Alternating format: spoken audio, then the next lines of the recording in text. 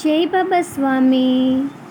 પરમ પૂજ્ય ગુરુદેવના ચરણોમાં કોટી કોટી વંદન. પરમ પૂજ્ય ગુરુ મૈયાના ચરણોમાં कोटि कोटि वंदन. और आत्मा तो नाशवन नहीं है तो आत्महत्या का तो प्रश्न ही नहीं है. कहते हैं आत्महत्या, लेकिन आत्मा की तो हत्या हो ही नहीं सकती. आप केवल शरीर की हत्या कर सकते हो. शरीर को नष्ट करने से शरीर के भोग समाप्त नहीं होते हैं. वे भोग बिना शरीर के भी भोगना ही पड़ता है. इससे अच्छा है ध्यान करो तो जो बुरे भोग है वह भोगने की शक्ति आपको मिलेगी. और सामूहिकता में जुड़ने से आपके कर्मों के भोग कब समाप्त हो गए वह आपको भी पता नहीं चलेगा. आपके पास शरीर होगा तो ही आप ध्यान मार्ग से जुड़ सकते हो. समर्पण परिवार में किसी भी साधक ने आत्महत्या आज तक नहीं की है, जबकि साधकों की संख्या लाखों में है. इस अनुभव से कह सकता हूँ कि समर्पण ध्यानों आत्महत्याओं को रोकने का सशक्त उपाय है. यहाँ पर साधक सदैव गुरु शक्तियों के साथ जुड़ा हुआ होता है और उसका संपूर्ण विश्वास होता है. कितनी भी खराब स्थिति हो, मेरे गुरुदेव मेरे में ही है. वह अपने गुरु को भीतर महसूस करता है. उसे महसूस हुआ, चैतन्य उसे अनुभव कराता है. घबरा मत, मैं तेरे ही साथ हूँ. आत्मा को आई अनुभूति इस मार्ग में गुरु सानिध्य का जीवन प्रमाण है. वह अनुभूति का वर्णन भले ही आप दूसरों को न कर सके और आपकी सुरक्षा करने में सक्षम होती है. इसीलिए युवा वर्ग में नियमित ध्यान करके उसके साथ जुड़ना चाहिए. फिर आपको आत्महत्या का विचार भी नहीं आएगा. संसार की सारी युवा शक्ति इस समस्या से पार हो, यही प्रभु से प्रार्थना है. आप सभी को खूब खूब आशीर्वाद. आपका बाबा स्वामी. विश्व शांति का प्रयास. दिनांक 26/2/2016 गुरुवार. सभी पुण्य आत्माओं को मेरा नमस्कार. पुराने जमाने की घड़ी में एक पेंडुलम होता था. वह कभी बाएं तो कभी दाएं प्रत्येक क्षण होता था और इस प्रकार से घड़ी चलती थी. ठीक वैसे ही प्रत्येक क्षण इस दुनिया में अच्छी और बुरी घटनाएं होती ही रहती है. दुनिया रूपी घड़ चल ही रही है. दिन उगता है, रात होती है, फिर दिन उगता है, फिर रात होती है और समय का चक्र चलते ही रहता है. कोई आए तो फर्क नहीं पड़ता, कोई चला जाए तो भी कुछ फर्क नहीं पड़ता है. जिस प्रकार रात और दिन समय चक्र की प्रक्रिया का एक हिस्सा है, ठीक वैसे ही बुरे कर्म घटित होना और अच्छे कर्म घटित होना कर्म चक्र का हिस्सा है. यह दोनों भी साथ साथ ही चलते हैं और अच्छे कर्म करने वाले और बुरे कर्म करने वाले भी इस दुनिया में साथ साथ रह रहे हैं. इसीलिए ऐसा सोचना कि दुनिया में सदैव अच्छे कर्म ही होना चाहिए, यह ठीक ऐसा है जैसे पूरे समय दिन ही होना चाहिए. सोचने जैसा है. ठीक वैसा ही विचार विश्व शांति में शांति होना चाहिए है. विश्व शांति का विचार करके स्थापित नहीं हो सकती है. विश्व शांति स्थापित करना हो तो उसकी शुरुआत आपको स्वयं अपने आप से करना होगी. विश्व शांति केवल आत्मा शांति से ही संभव है. विश्व शांति के अर्थ को प्रथम समझना होगा. विश्व और शांति। प्रथम हम विश्व को समझेंगे। विश्व के आशय हम सारी दुनिया से लगाते हैं। वास्तव में विश्व का अर्थ उस एरिया क्षेत्र से है जो आपका अपना निजी क्षेत्र हो। निजी क्षेत्र से आशय आपके आभामंडल से है। आपके केवल इसी क्षेत्र पर अधिकार होता है। सारी दुनिया आपके अधिकार के क्षेत्र में नहीं आती है। आप अगर अपना आभामंडल का क्षेत्र शांत कर ले तो यह आप कर सकते हैं, क्योंकि आपके आभामंडल के क्षेत्र पर आपका अपना अधिकार होता है। आपका आभामंडल बनता है आपके विचारों से। आप अगर सदैव सकारात्मक विचार करें, सदैव कल्याणकारी भावना रखें, सदैव शांत और प्रसन्न रहें, तो आपका आभामंडल, आपका अपना विश्व शांत निर्माण हो सकता है और इस विश्व में शांति आप स्थापित कर सकते हैं। इतनी बड़ी दुनिया है, करोड़ों लोग इसमें रहते हैं, फिर भी प्रत्येक मनुष्य का विश्व, प्रत्येक मनुष्य का आभामंडल अलग अलग होता है और किसी के आभामंडल पर किसी अन्य का अधिकार नहीं है। कोई भी किसी का आभामंडल शांत नहीं कर सकता है। यानी हम जो विश्व समझ रहे हैं वह भी करोड़ों अरबों छोटे छोटे विश्व में बटा हुआ है और इन अरबों विश्व में से एक विश्व आपका है, तो आपकी हैसियत नगण्य है। इस नगण्य हैसियत वाला इतने सारे विश्वों को कैसे सुधार सकता है? संभव ही नहीं है। इसीलिए दूसरों को सुधारने की सोचो भी मत, अन्यथा आपके बिगड़ने की संभावना है। हाँ, आपको लगता है कि विश्व शांति हो तो आप अपने को प्रथम सुधारो, अपने विश्व को प्रथम अच्छा करो। यह आपके हाथ में भी है और कर भी सकते हैं। शांति। अब शांति को समझो। जीते जी अगर शांति चाहते हो तो आध्यात्मिक को प्राप्ति करो, क्योंकि शरीर से शांति तो जीते जी मिल ही नहीं सकती। शरीर शांत होना यानी मर जाने पर ही शरीर को शांति प्राप्त होती है। कोई मर गया तो कहते हैं कि वह शांत हो गया, यानी जीते जी जीवन काल में ही शांति चाहिए तो वह शरीर से कभी नहीं मिलेगी। शांति मिलेगी तो वह आपकी आत्मा से, आत्म शांति से आपके शरीर को भी शांति मिलेगी और आपके विश्व रूपी आभामंडल को भी शांति प्राप्त होगी। अब आत्म शांति के लिए प्रथम आपको आत्मा बनना पड़ेगा, जीते जी आत्मा होना पड़ेगा, यानी अपने आप को आत्मा मानना पड़ेगा। आप अपने आप को जो मानोगे वैसे होना प्रारंभ हो जाएगा। प्रथम आपको आत्मा मानने के लिए आप आत्मा हो इसका ज्ञान प्राप्त करना होगा। यह ज्ञान ही आत्म साक्षात्कार कहलाता है। आत्म साक्षात्कार भी जन्मों जन्मों के बाद ही प्राप्त होता है। आत्म साक्षात्कार प्राप्त होने के बाद सारी आध्यात्मिक प्रगति स्वयं को ही करनी होती है। अभी तक आत्म साक्षात्कार केवल जीवंत सद्गुरु ही करा सकते हैं, लेकिन अब आध्यात्मिक क्षेत्र में भी प्रगति हुई है। अब तो आत्म साक्षात्कार संकल्पधारी मंगल मूर्तियाँ भी करा सकेंगी।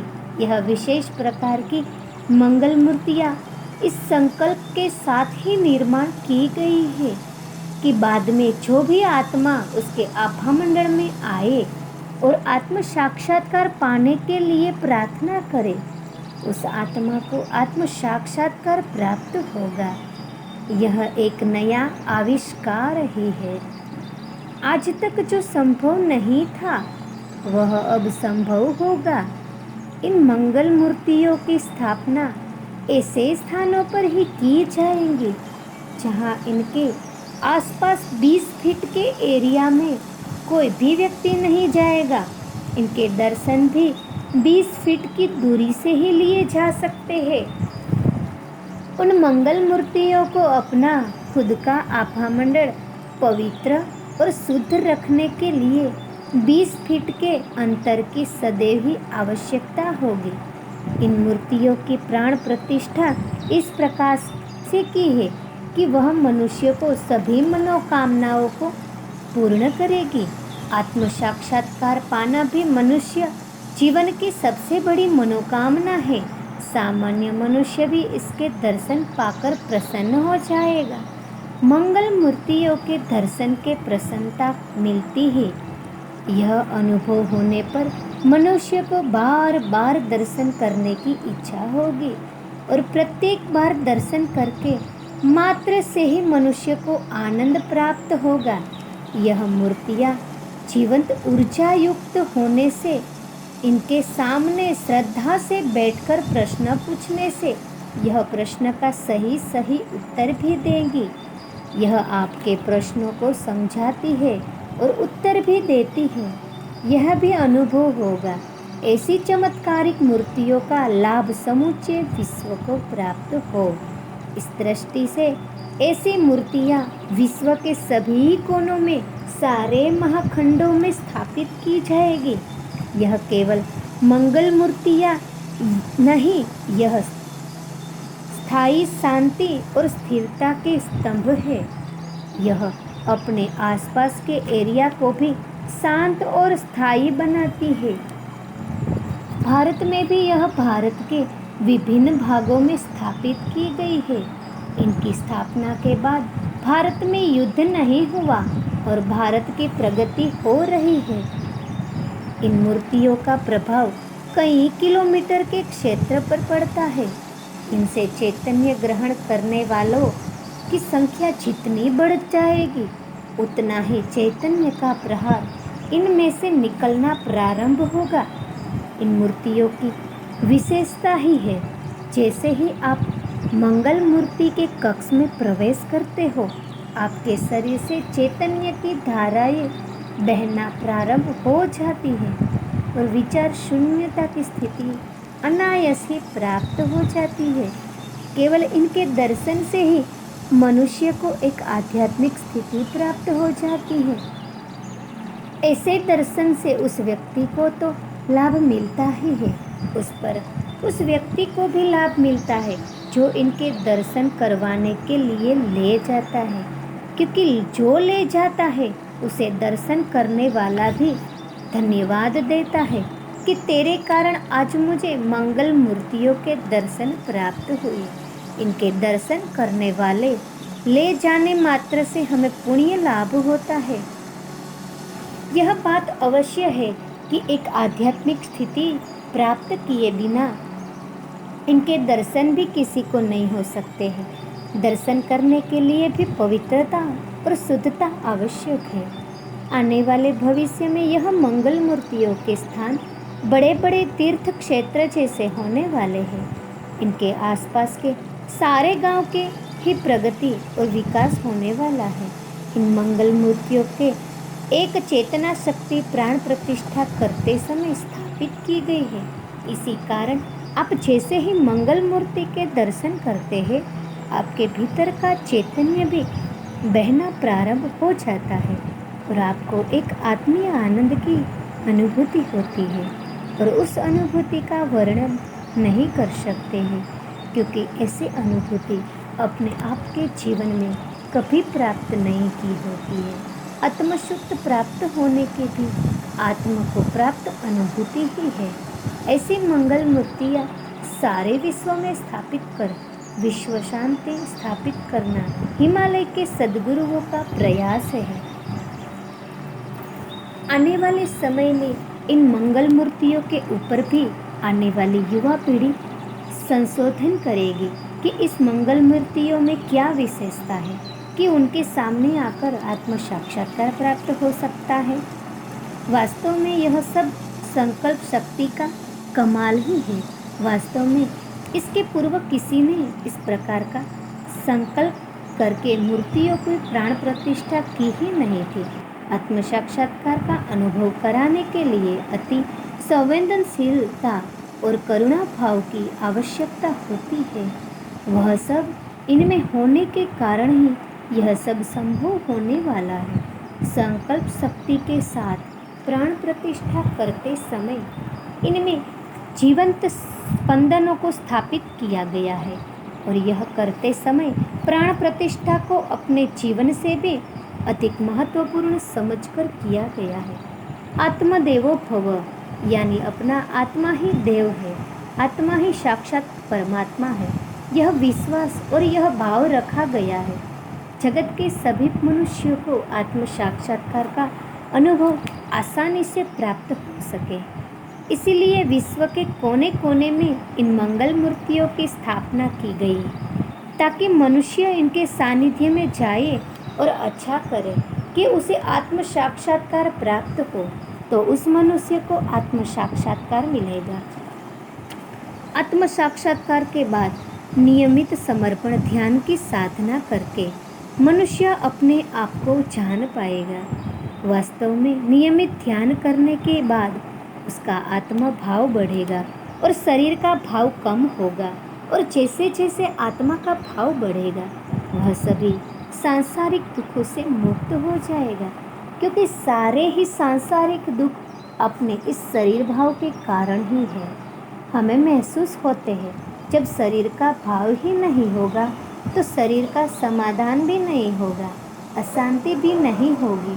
सारे मनुष्यों की अशांति का मुख्य कारण ही शरीर भाव है। जब शरीर भाव ही नहीं होगा, अशांति भी नहीं होगी, प्रत्येक मनुष्य आत्म शांति का अनुभव करेगा और सारे विश्व में ही शांति का वातावरण निर्माण हो जाएगा।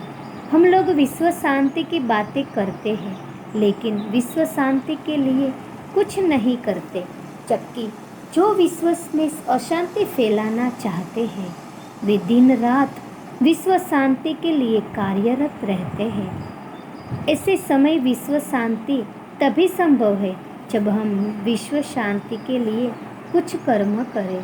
शांति के लिए कर्म की शुरुआत प्रथम आप स्वयं ही शांति को प्राप्त हो, और वह होंगे आत्मा साक्षात्कार पाकर।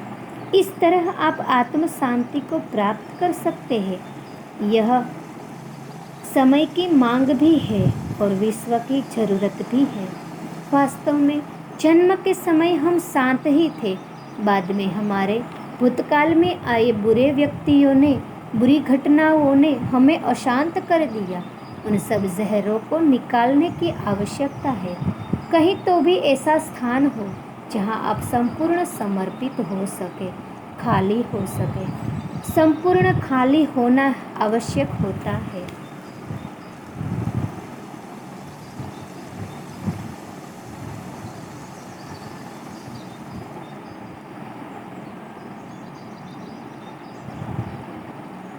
मनुष्य का जीवन जैसे जैसे बीतते जाता है वैसे वैसे उसमें जीवन में आने वाली घटनाओं का, जीवन में आने वाला मनुष्य का कचरा इकट्ठा होना प्रारंभ हो जाता है। बचपन में मनुष्य अधिक संवेदनशील होता है। बचपन में देखी गई घटना, बचपन में आई बुरे अनुभव मनुष्य आजीवन लेकर चलता है, और इस बुरे भूतकाल की घटनाओं से वह अपने वर्तमान काल को भी खराब कर लेता है। विभिन्न प्रकार की मानसिक और शारीरिक बीमारियां उसे होने लग जाती है। वह केवल शरीर भाव रखने के कारण भूतकाल की बुरी यादें मनुष्य को शरीर भाव से ऊपर उठने नहीं देती, वह यादें उसे मुक्त होने नहीं देती। भूतकाल की यादों से मुक्त होने के लिए आवश्यक है आत्म साक्षात्कार, यानी मैं शरीर नहीं हूँ, मैं एक पवित्र आत्मा हूँ। आत्मा हूँ, यह ज्ञान का होना, यह ज्ञान प्रत्येक मनुष्य मात्र को हो सके। इसीलिए मंगल मूर्तियों की प्राण प्रतिष्ठा करते समय स्पंदन मंत्रों के साथ स्थापित किए हैं। जगत के सर्व मनुष्य यह लाभ ले सके, इसीलिए विश्व के सभी भागों में उनकी स्थापना की जा रही है। मंगल मूर्ति के दर्शन से पहला लाभ होता है कि अच्छा लगता है, बाद में शारीरिक लाभ होना प्रारंभ हो जाता है।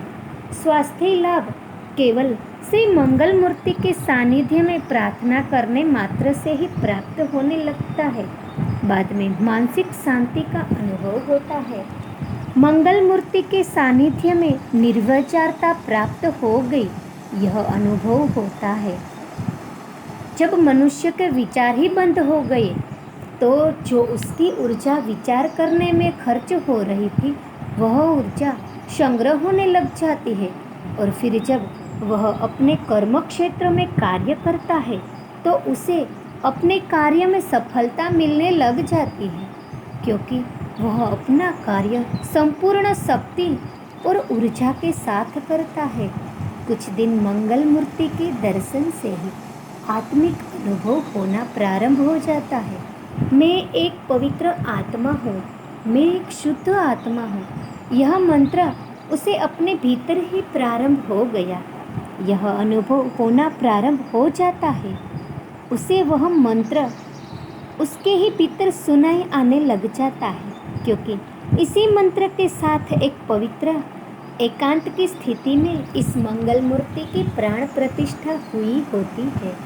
मंगल मूर्ति से आत्मीय संबंध हो जाने पर वह जीवंत मंत्र की अनुभूति होने लगती है।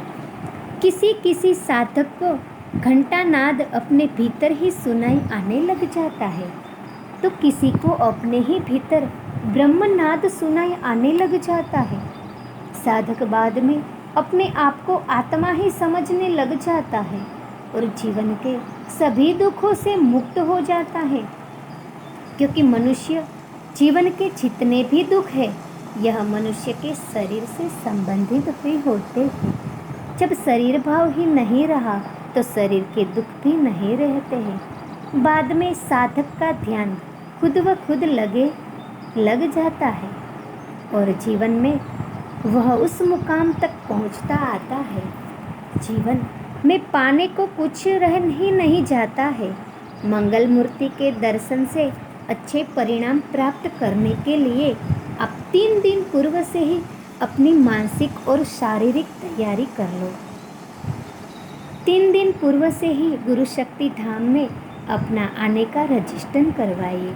आप देखेंगे केवल रजिस्ट्रेशन कराते मात्र से ही आपके चित्त में बदलाव आना प्रारंभ हो जाएगा। आपके चित्त की शुद्धिकरण की प्रक्रिया प्रारंभ हो जाएगी। आपका चित्त 3 दिनों में चैतन्य ग्रहण करने की स्थिति में हो जाएगा। और अब 3 दिन बाद आप दर्शन करने पहुंचोगे तो आपको एक अलग ही अनुभूति होगी। दूसरा, मासिक धर्म के 5 दिनों में स्त्रियां दर्शन को न जाए, क्योंकि स्त्रियां के शरीर की रचना ऐसी होती है कि उन दिनों में शरीर से भीतर से बाहर फेंकने की प्रक्रिया चलते रहती है। यह प्रक्रिया में शरीर की प्रक्रिया ऊपर से नीचे इस प्रकार की होती है, और अगर आप उन दिनों में दर्शन को गए तो प्रक्रिया नीचे से ऊपर की होगी, और जो बाहर निकलना चाहे वह ठीक से नहीं निकल पाएगा और शरीर में ही गांठ निर्माण हो सकते हैं। इसीलिए इन दिनों में स्त्रियों ने पवित्र ऊर्जा के स्थानों से दूर ही रहना चाहिए। मंगल मूर्ति का दर्शन सदैव 20-25 फीट दूरी से ही करें, ताकि मंगल मूर्ति की ऊर्जा जैसे आपको प्राप्त हुई वे वैसे ही वह अगली पीढ़ी को भी प्राप्त हो। गुलाब के फूल की खुशबू दूर से भी ली जा सकती है। उसकी खुशबू लेने के लिए फूल को मसलना आवश्यक नहीं है। समय का जैसा चक्र होता है ठीक वैसे ही विश्व शांति का भी चक्र है, और उस चक्र को अगर शांति और कल्याण के लिए क्रियान्वित करे हो तो इसके लिए विश्व शांति के सभी कोणों से उसके लिए सामूहिक प्रयास करके ही आवश्यकता है। इसी बात को ध्यान में रखकर गुरु शक्तियाँ ने यह मंगल मूर्तियों के द्वारा शांति और कल्याण का प्रयास समूचे विश्व में ही उन्हें स्थापित करने करके किया है।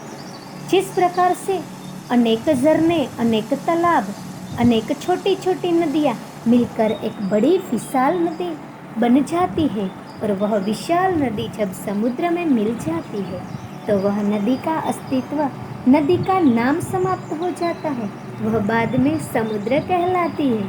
ठीक इसी प्रकार से अपने संपूर्ण अस्तित्व को परमात्मा के अस्तित्व में समर्पित करके बाद में ही इन मंगल मूर्तियों का निर्माण संभव हो सका है।